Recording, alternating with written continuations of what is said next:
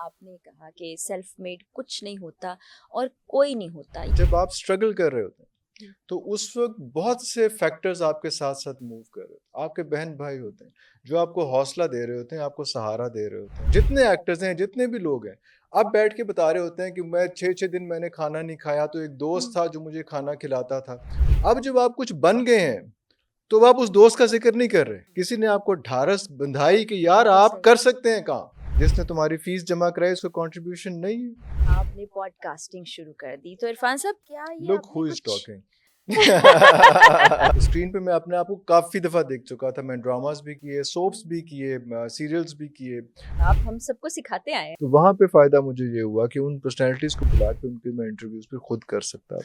मैंने कहीं सुना, आपने कहा कि सेल्फ मेड कुछ नहीं होता और कोई नहीं होता। ये जरा आप देखने वालों को भी और मुझे भी समझाएं। बड़े लोग दावा करते हैं कि हम सेल्फ मेड हैं।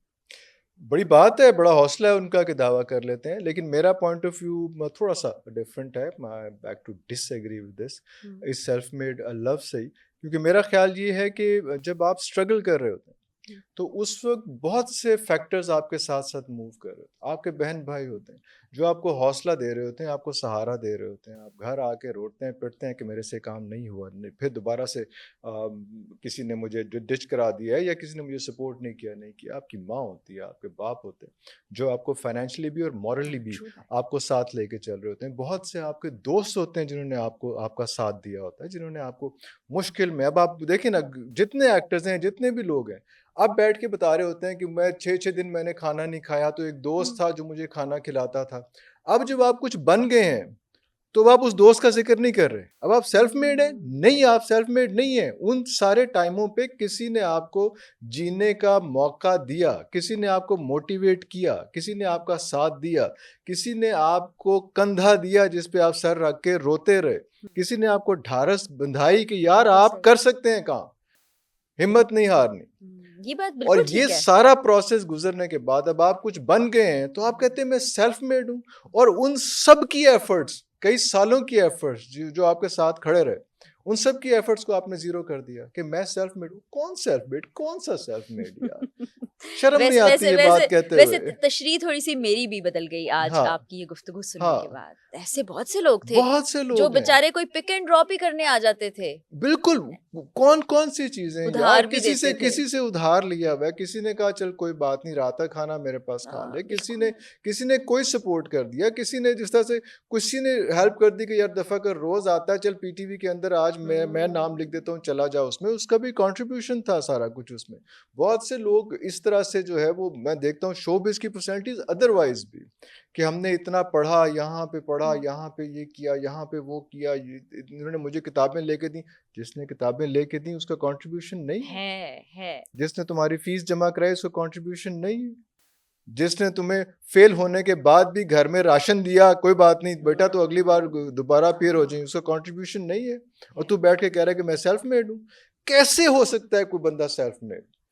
बड़ा नुक्ता है वैसे इस मुझे। सिस्टम में, इस सारे सिस्टम में जब आपकी हर चीज किसी से ना किसी से इंटरकनेक्टेड है, अभी मैं और आप बैठे बात कर रहे हैं और इसमें मेरा ख्याल है कि कोई बंदा और इन्वॉल्व नहीं है, लेकिन 20 लोग इन्वॉल्व हैं। जिसका दफ्तर है वो इन्वॉल्व है, यस। जिसने लाइटें लगाई वो इन्वॉल्व है, जो कैमरों के पीछे खड़े हैं वो इन्वॉल्व है, जो ध्यान रखे बैठे हैं कि ये माइक जो है ये कहीं खराब ना हो जाए, जिन्होंने इसके बाद एडिटिंग करनी है, जिन्होंने इसको अपलोड करना है, वो सब लोग इन्वॉल्व हैं। और मैं कहूँ कि मैंने जो पॉडकास्ट किया है, प्लीज ऐसा नहीं, इट्स ऐसा टीम नहीं वर्क। है। हाँ, और फिर ये हाँ। मैं वाली बात भी यहाँ पे ना नफी हो जाती है कि सिर्फ मैं नहीं होता, हम होता है। मैं जो है ना वो तो सिर्फ अल्लाह ताला को सूट करता है। वो तो जब आप अपने लिए इस्तेमाल कर लेते हैं, बल्कि हमें तो कहा जाता था कि आपने किसी से बात करनी है, गुफ्तगू करनी है, तो आपने देखना है कि वो मैं का लफ्ज़ अपनी गुफ्तगू में कितनी दफ़ा इस्तेमाल करता है, उससे उसकी ऑथेंटिसिटी का अंदाज़ा होगा।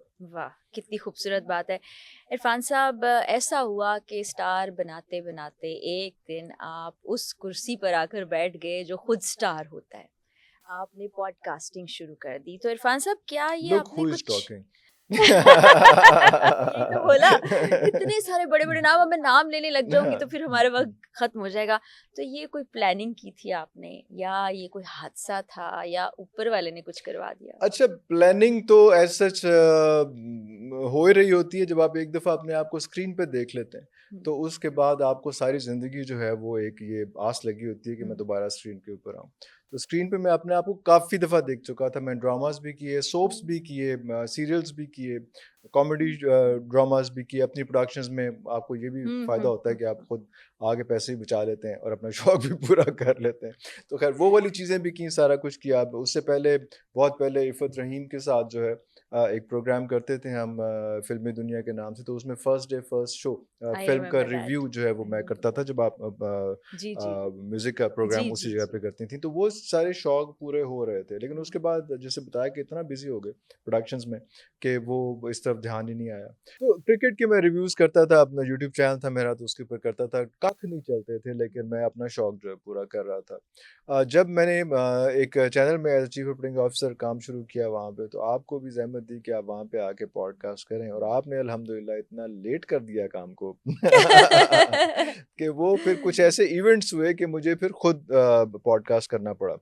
वो कुछ 2-1 पॉडकास्ट इस किस्म के किए जिसमें ख़ास तौर पे जो है वो साहिल अदीम साहब का पॉडकास्ट था, ठाकुर साहब का पॉडकास्ट था और गांधी साहब का क्या पॉडकास्ट था। बात है! तो वो माशाअल्लाह। स्टार्ट के इस किस्म के जो पुराने दोस्त थे सारे उसमें, तो उन्होंने हेल्प किया। वो उसमें कासिम अली शाह साहब जी, सो जी। काइंड ऑफ हिम के जी, वो जी। भी जी। नेट प्रैक्टिस के लिए मेरे पास आए क्योंकि हुँ।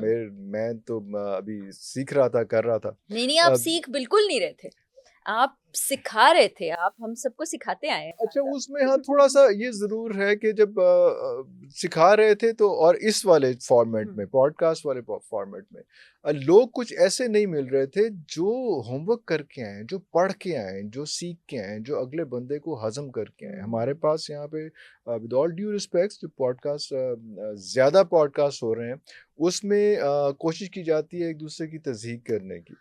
और सो सैड मैं सो सैड और दूसरा ये होता है कि आपने खुद रिसर्च नहीं की होती, हुँ, होमवर्क नहीं किया होता। उसके लिए ज़रूरी ये है कि आप अगले बंदे को जिसका आपने इंटरव्यू करना है, आप उसको घोट के पिया हो, यस। लेकिन जब आप उसके सामने बैठें, तो बिल्कुल कोरे बन के बैठें। आपको पता हो कि किस फ्रीक्वेंसी पे, किस लेवल पे बंदा बात कर रहा है। लेकिन इसलिए आप उसको घोट के ना पिएँ कि उसके सवाल जो है सारे आपने ही दे दिए। वो आपने और दूसरा एक बड़ा एक खतरनाक काम है कि हमने के 10 सवाल लिख के आए होते हैं हुँ, कि इसमें हमने 1 घंटा पूरा करना है। अब अगर जिस तरह से आप क्वेश्चन कर रही हैं और मैंने उसका कोई जवाब दिया है, अब मेरे जवाब में कोई और बात सवाल है। भी हो सकता है हाँ, उसमें और। तो आपने अपना अगला क्वेश्चन करना है, आपने मेरी बात नहीं यस। सुननी है क्योंकि बातों से बात सो नहीं ट्रू, निकालनी है। So true. आपने मैं चाह रहा हूँ कि मैं इस बारे में बात करूँ, लेकिन आपने क्योंकि अगला सवाल कुछ और लिखा हुआ है, हुँ, तो आप मुझे बार-बार इंटरप्ट करेंगे जिसमें मेरा इंटरेस्ट खत्म हो जाएगा। मेरे हर सवाल जवाब के अंदर जो गेस्ट होता है उसके हर जवाब के अंदर उसका इंटरेस्ट की कोई ना कोई बात होती है। आपने उसकी इंटरेस्ट की बात को उसकी नब्ज़ पकड़ ली तो आपका पॉडकास्ट अच्छा हो जाएगा।